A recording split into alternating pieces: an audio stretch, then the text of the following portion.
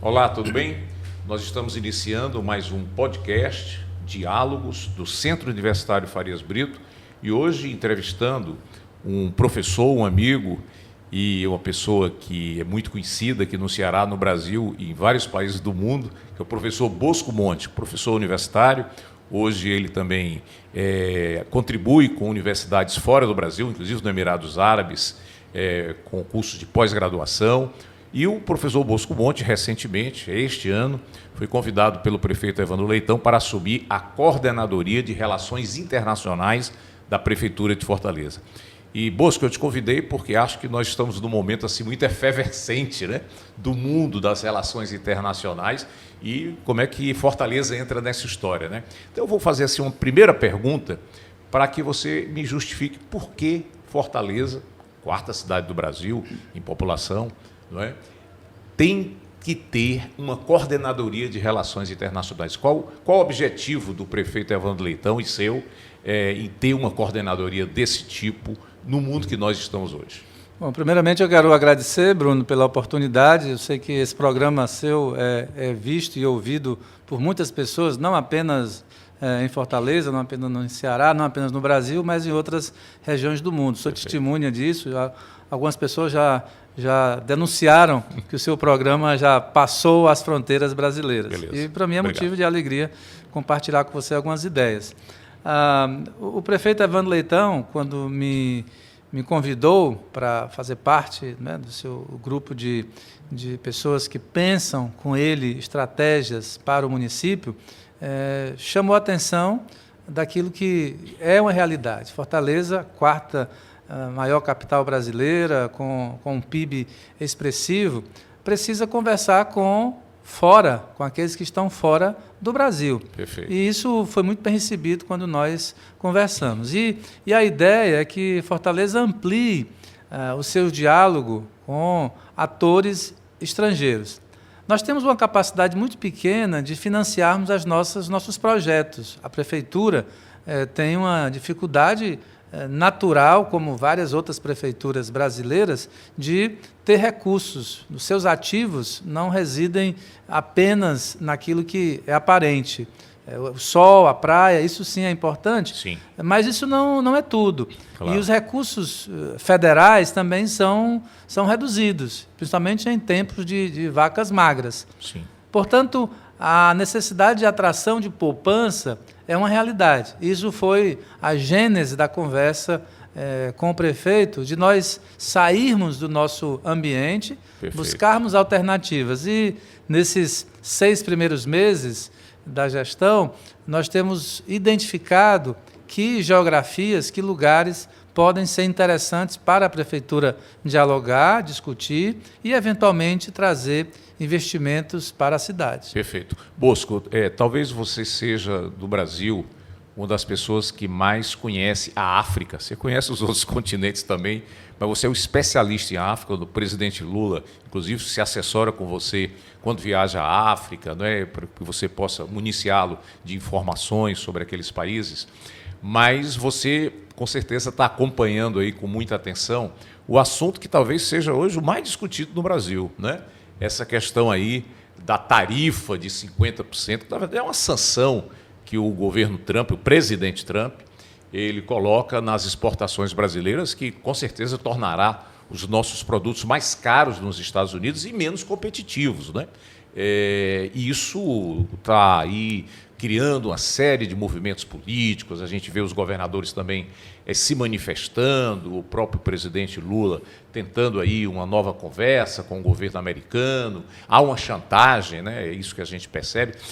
Como é que você vê isso? Assim, onde é que isso vai dar, pela tua experiência de relações internacionais? Saber onde isso termina não é um exercício muito fácil. A gente sabe como começa, mas nas relações internacionais tem um contexto que nós precisamos entender, que é a simbologia. Sim. Quando o presidente americano sanciona, e não é uma agenda do Estado, mas de uma pessoa, sim, isso traz para nós a ideia de que não é o Estado americano, que tem 200 anos de relação muito importante com o Brasil, que vai mudar a sua relação. Perfeito. E os atores, eles são eventuais. O presidente Trump, em algum momento, não estará mais sentado no Salão Oval. Perfeito. Outra pessoa estará no lugar dele. E esta outra pessoa pode ter outro pensamento.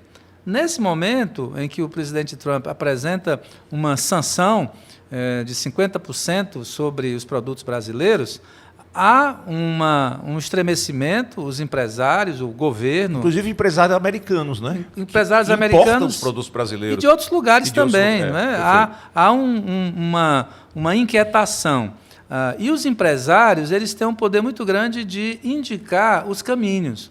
Né? O chefe do executivo, ele tem a discricionariedade, né, de fazer isso ou aquilo, mas ele tem que combinar com outros. E há um humor importante nos Estados Unidos. Dou um exemplo aqui. A Starbucks, né, a grande empresa americana de comida e de café, não é? Parece que o café da Starbucks é o melhor café do mundo. Eu, pessoalmente, acho que não é. Mas 80% do café da Starbucks, ou um número próximo disso, vem do Brasil.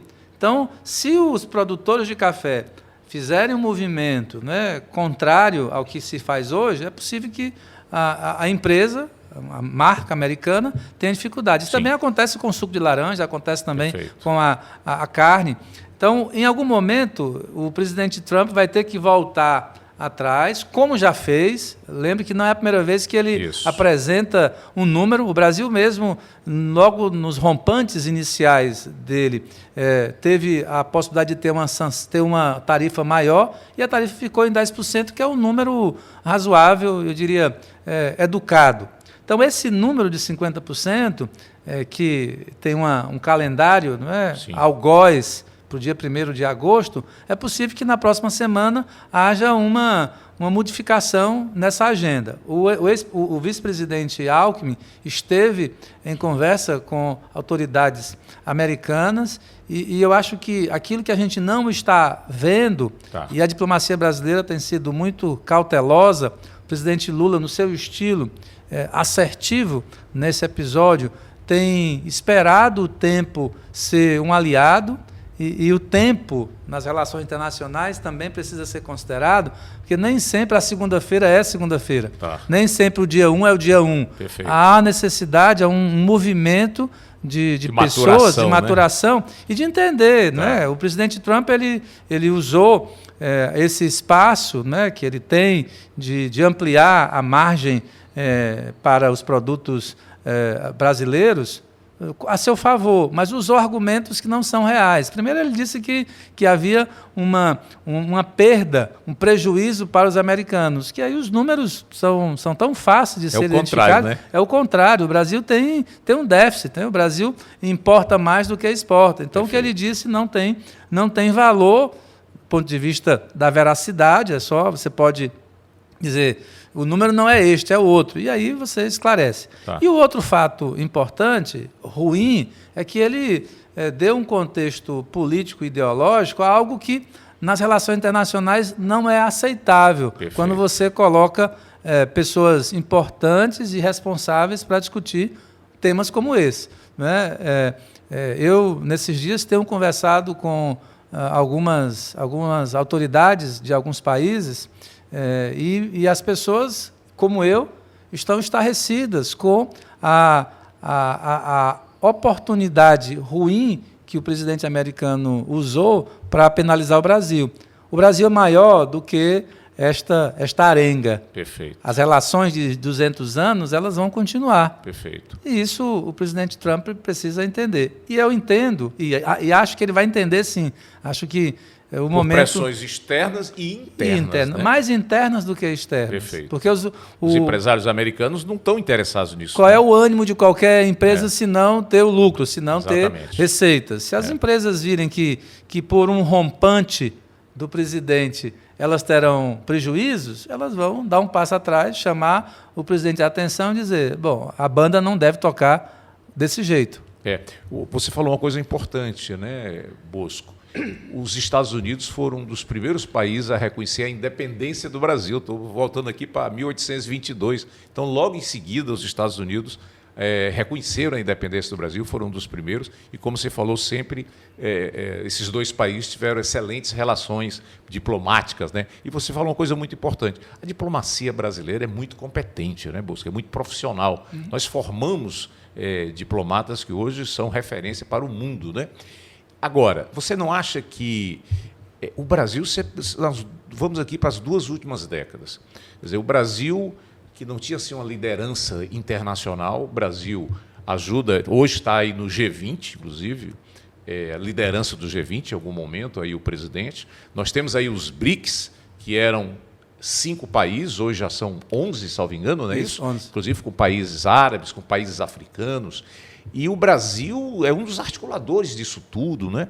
Você não acha que o Brasil ele está ganhando corpo como uma liderança internacional? E isso pode, de certa forma, incomodar a liderança americana, pelo menos do presidente Trump, né? Que talvez não veja isso dentro da normalidade, o crescimento político e econômico. O Brasil hoje está aí entre a 9ª e a 10ª economia do mundo, são 195 países. Então o Brasil é uma potência econômica, claro que na área social, muito desigual.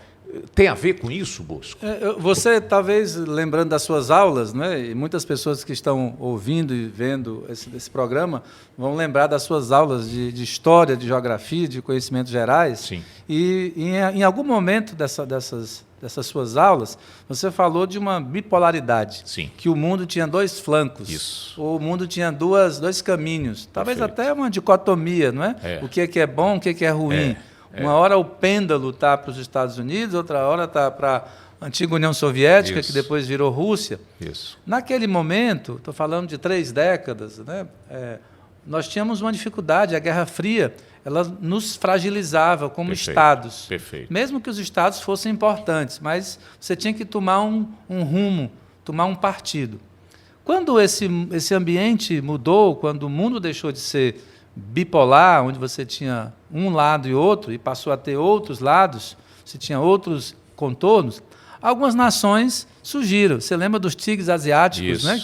Que não existia isso, né? Isso. E o Brasil tomou também um espaço. E eu entendo que no começo dos anos, do ano 2000, dessa década, quando o presidente Lula chegou ao poder, em 2003, houve uma determinação de governo e também do Estado de ampliar diálogos com outros ambientes. Perfeito. E o presidente Lula disse o seguinte: vamos priorizar duas áreas, 2 geografias importantes do mundo. Talvez estivesse um pouco alijada. Estou falando de África e América Latina. Perfeito. Isso, para mim, foi uma mudança de paradigma, porque você considera um continente com 54 países e a América Latina, talvez com 35 países. Né? Então, você junta os 2, você tem quase a metade do mundo.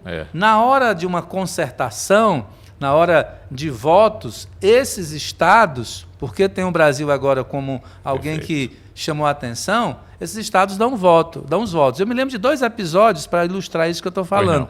Na eleição do Graziano, né, para a FAO, que se elegeu 2 vezes, foram os votos desses países que chamaram a atenção para que tivesse um brasileiro, pela primeira vez, como diretor-geral daquela organização tão importante. E depois teve a eleição do Roberto Azevedo, na OMC, que também teve o mesmo contexto. A Organização Mundial do Comércio, né? Importantíssima. Muito importante naquele momento.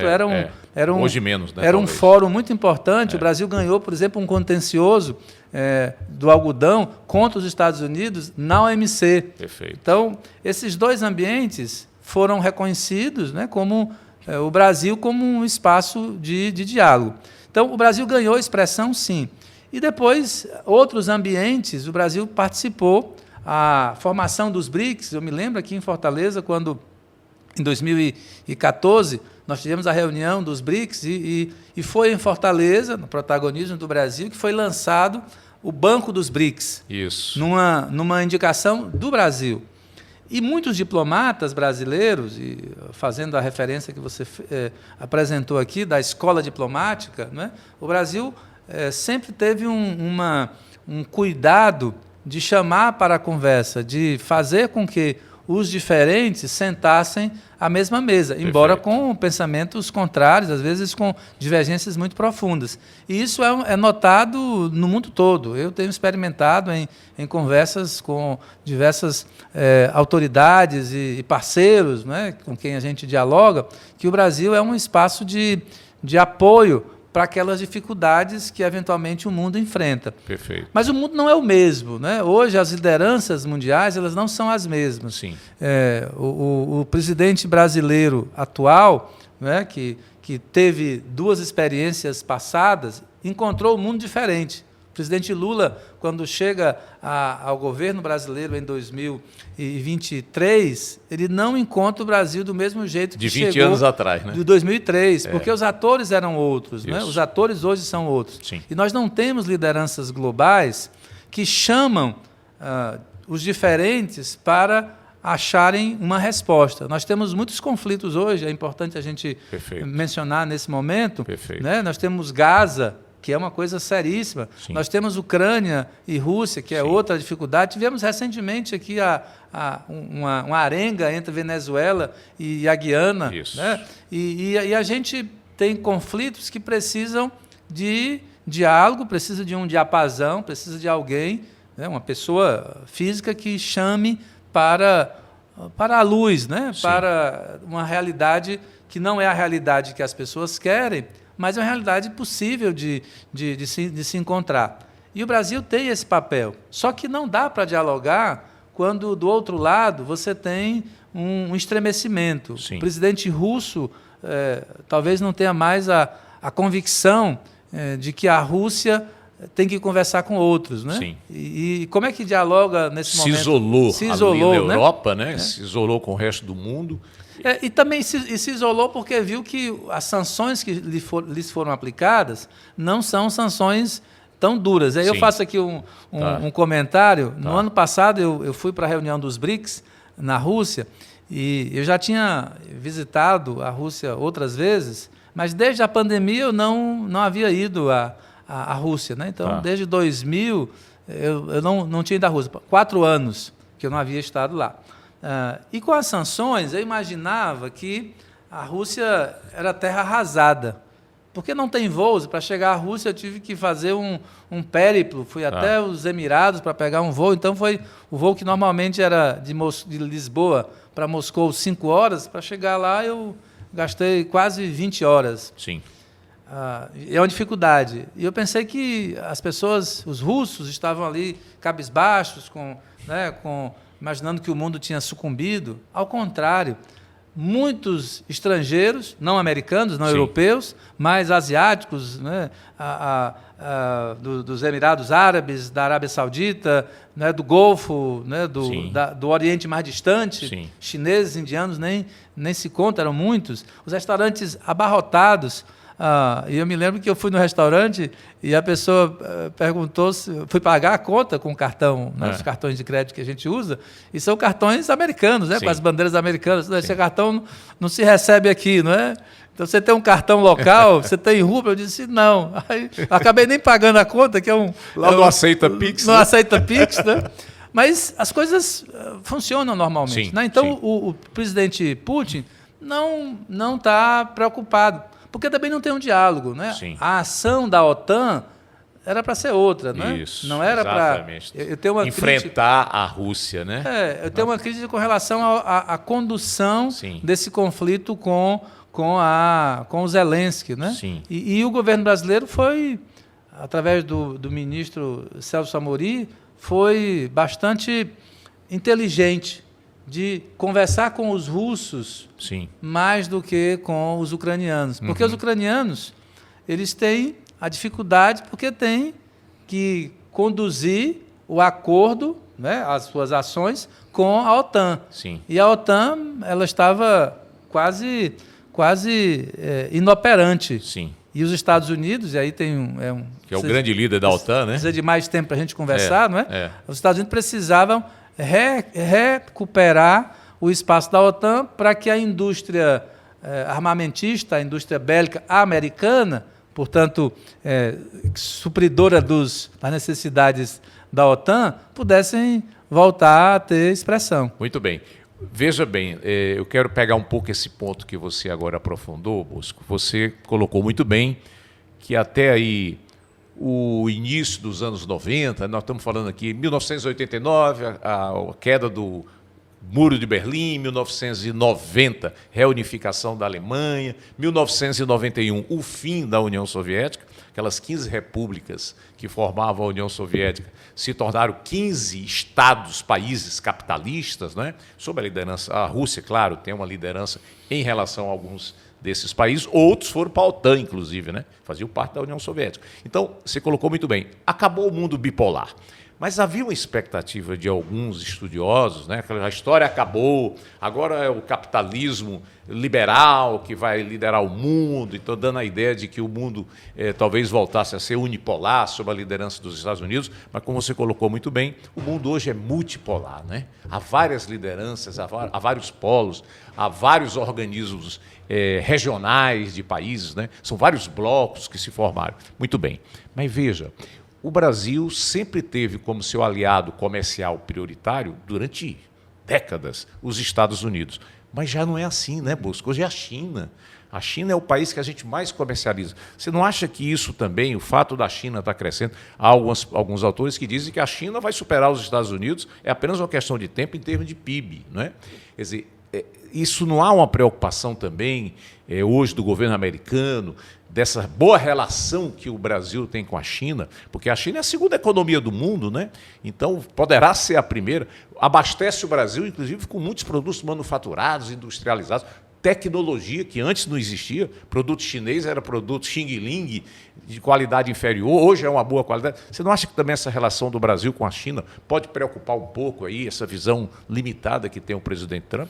Eu acho que não apenas o Brasil é uma preocupação para os Estados Unidos, para o Trump, porque passa a conversar mais e fazer mais operações e dialogar e ter mais trocas comerciais, inclusive com a China, mas também com outros países. Sim. Outros países, além do Brasil, também conversam com a China. Sim. Isso é uma realidade óbvia. A China ganhou espaço e ganhará mais espaço por vários motivos, né? A China ela deixou de ser um país, né, que pensava apenas para dentro de si. Sim. Eles passaram a usar os seus ativos fora.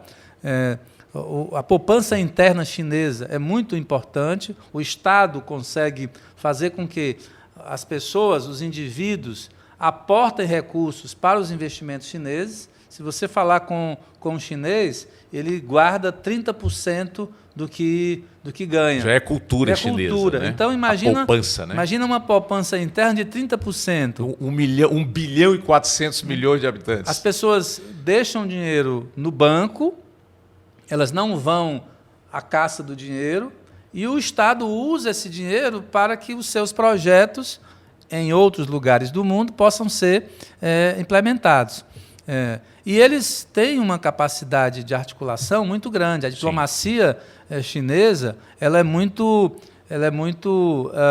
intensa. Eles falam com muitos. Tá. E eles têm uma capacidade estratégica diferente de outros. Sim. E também tem um fôlego financeiro para investir. Claro. Eu me lembro que, numa vez, eu fui convidado por um jornal chinês para fazer 2 palestras na China. Sim. Então, quando imagina, você foi convidado para fazer 2 palestras na China. Então, eu imaginei, Bruno, que eu ia fazer aquela palestra para um auditório, um estádio, né? Porque é 1 bilhão de pessoas, né? Bom, então, vou me preparar aqui para ser um local, uma universidade muito grande, né? Tá. E eram 2 ambientes, eram 2 palestras. Tá. Uma palestra era para dizer, na minha capacidade de presidente do Instituto Brasil-África, de animador Sim. dessa conversa do Brasil com a África, né? Como é que é o Brasil na África. Então, era uma palestra. E a outra era, como eu ando muito no continente africano, dos 54 países, eu já estive em 47, né? É um número expressivo. Sim. A ideia deles era como é que a África vê a China. E aí eu disse, pô, que momento especial esse de falar desses dois ambientes, né? E eu cheguei lá, a primeira palestra não era uma palestra, era uma reunião com CEOs de diversas empresas. Tá. Então, eu estava numa mesa, né, uma mesa grande, com talvez uns 15 ou 20 empresários de diversas áreas, cada um com o seu nomezinho. Sim. Lá. Né? Então, aquele fulano de tal era da indústria de carne, o outro era de aviação, e o outro era de supermercado, e o outro era de educação, de saúde. E eu fui apresentado, e eu comecei a responder perguntas destas pessoas. Então, eu percebi em determinado momento que ali era uma esponja, né? Eles estavam sugando as informações. Então, eu estava olhando as minhas experiências, e certamente outras pessoas também haviam sido convidadas para um ambiente como esse. Sim. E eles estavam, então, absorvendo as informações para saber como é que o Brasil faz com a África, né? Como é que é a importação de grãos do Brasil para a África? E o país africano que mais importa? E quais são as dificuldades, infraestrutura? Perfeito. E eu dando as informações de graça, né? quase como um agente chinês ali. Então, a outra conversa era com agentes públicos.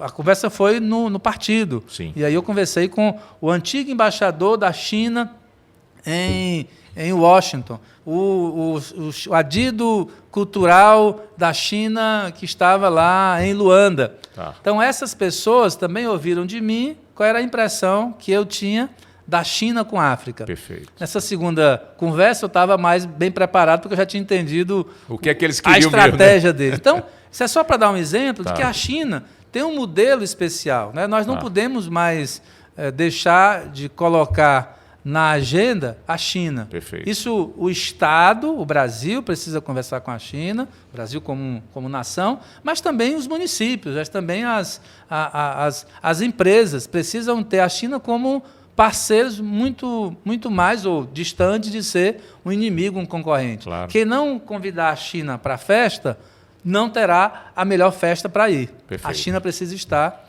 junto de nós. Perfeito. Bosco, você citou na sua fala a guerra de Gaza, né? A Gaza com Israel, virou uma tragédia, porque ali era um grupo terrorista, o Hamas, né? Apesar da luta ser legítima pelo Estado palestino, mas eles também não aceitam o Estado de Israel, diferentemente da antiga OLP, que lutou pela criação dos dois Estados, e que a ONU, e que o Brasil, inclusive, corrobora com essa posição. Agora a França, de ontem para hoje, que não tinha ainda uma posição oficial, a França, mais um país que aceita o Estado palestino, que defende a criação do Estado palestino. É uma tragédia, né? Ali está um genocídio. Civis, crianças, mulheres sendo assassinadas ali, uma coisa terrível. Ao mesmo tempo, você citou a guerra da Ucrânia com a Rússia, e a gente poderia aqui citar vários conflitos, você conhece melhor do que eu, os conflitos na África, que pouco passam na mídia, né? É como se não tivesse vários países, Sudão, por exemplo, acontece um problema seríssimo ali. Bom, Sudão do Sul, sobretudo, né? Bom, eu te pergunto, e a ONU, Bosco? O que está acontecendo? Quer dizer, a ONU foi criada depois da Segunda Guerra, 1945, Conferência de São Francisco, vários organismos foram criados, isso tinha uma força, teve força em determinados momentos, mas parece que a ONU não consegue mais tomar decisões que sejam realmente aplicadas, que sejam seguidas por alguns governos. Você acha que há uma crise na ONU? Para onde vai isso? Eu, às vezes, quando vejo o Guterres em alguns ambientes, me lembro, há 2 semanas, eu participei da reunião dos BRICS, no Rio de Janeiro, quando o Brasil sediou o evento, e o Guterres estava lá juntamente com outras autoridades, né, representando a ONU. O tempo de fala dele, o espaço, foi menor do que organizações menores do que a ONU. Isso é para dizer que a importância da ONU de hoje é menor do que a importância do passado. Tá. Quando a ONU foi criada, depois de uma decisão de juntar o mundo, né, saindo de uma guerra, onde o mundo tinha sido sufocado, onde milhares de pessoas perderam as vidas, milhões de pessoas perderam vidas, precisava de um ambiente para juntar, talvez, os escombros. E a ONU tinha um papel importante. Sim. Só que o mundo de hoje não é mais o mesmo mundo. A ONU não é a mesma ONU. A começar pelo Conselho de Segurança, né? As 5 nações que, em 1945, tinham uma expressão, já não são as mesmas. Né? Não são apenas essas 5 nações. Não são apenas elas. Tem outras. Na África, na Ásia, na América do Sul, né? Nós temos países que têm expressão. Por que não chamar para fazer parte do Conselho Brasil? Por que não chamar a Alemanha, né? a Etiópia, o Japão? Né? Esses países eles têm contribuído bastante. A Índia. Então, não é o mesmo contexto. E as agências onusianas, elas têm pouca expressão, porque tem um detalhe importante, que é o financiamento das suas ações. Perfeito.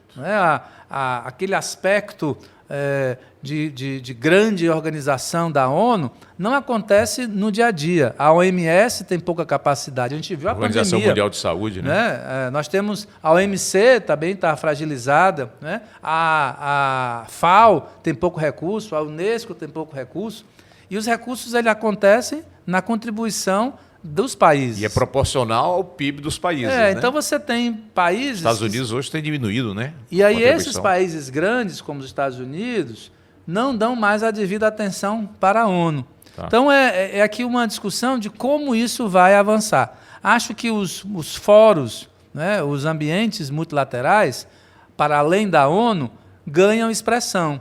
E os países chamam para si responsabilidades. Como nós temos um evento agora dos BRICS, né? O Brasil que sediou o G20 no ano passado, nós tínhamos agendas nesses encontros que estão alheias à agenda da ONU, porque cada país tem a sua autonomia. Perfeito. E aí a ONU não entende que pau que dá em Chico, dá em Francisco. Né?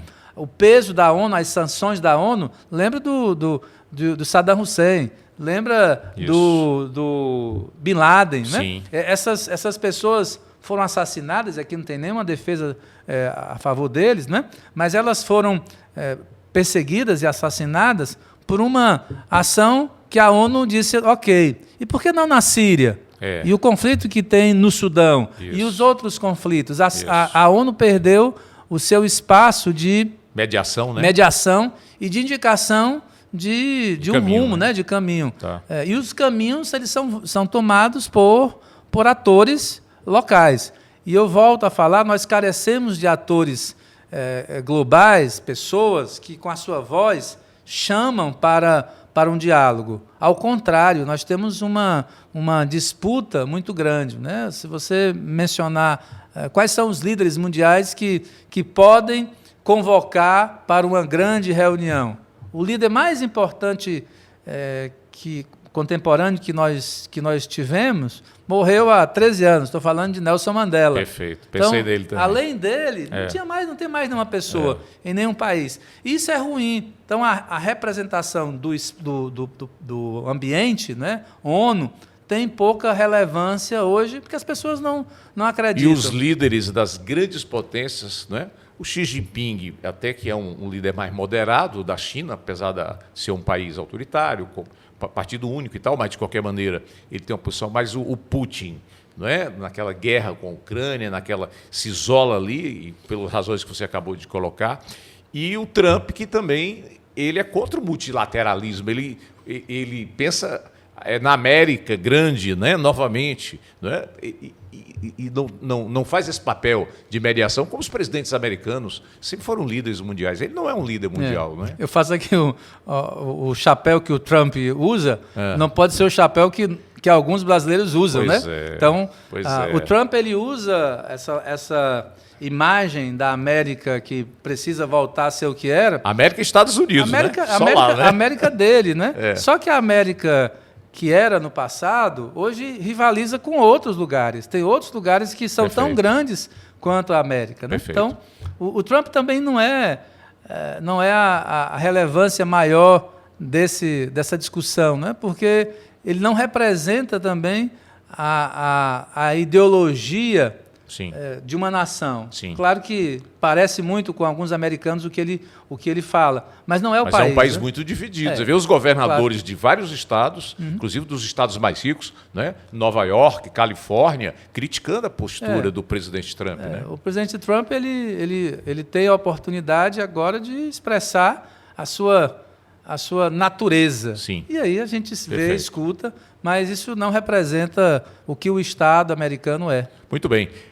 Bosco Monte, prazer muito grande estar aqui com você. Agora nós estamos compreendendo melhor porque que o prefeito Evandro Leitão te convidou para ser coordenador de Relações Internacionais de Fortaleza. Você terá com certeza um papel muito importante aí nesses 4 anos de governo. Um prazer imenso tê-lo aqui e quem sabe aí a gente brevemente voltará aqui, porque o tempo é pequeno para a gente discutir aí a geopolítica desse cenário internacional tão importante para o Brasil, para o Ceará e para Fortaleza.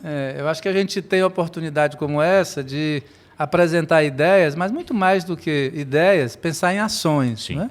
E eu quero usar esse espaço tão rico do seu programa, né, que já tem uma repercussão, para convidar as pessoas a ter a ideia da concertação. Né? E Fortaleza, com a administração do prefeito Evandro Leitão, chama atenção para isso, que nós precisamos conversar com muitos. Perfeito. Ainda que nós não sejamos iguais, mas devemos buscar ideias que são comuns e que tragam benefícios para todos nós. Muito bem. Obrigado, Bruno. Muito bem. Assim a gente conclui mais um Diálogos, o novo podcast do Centro Universitário Farias Brito. E na próxima semana nós teremos mais um assunto de importância para o Ceará e para o Brasil. Boa semana para vocês.